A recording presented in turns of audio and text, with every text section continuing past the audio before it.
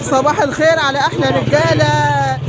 جميلكم كلكم على دماغنا، انتوا اسيادنا في منطقتنا. انا عارفه ان انتوا بتباتوا صاحيين ومن الفجر شغالين. صباح الفل عليكم جميعا.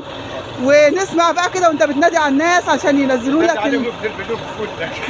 ربنا يديكم الصحه. نسمع بقى كده احنا.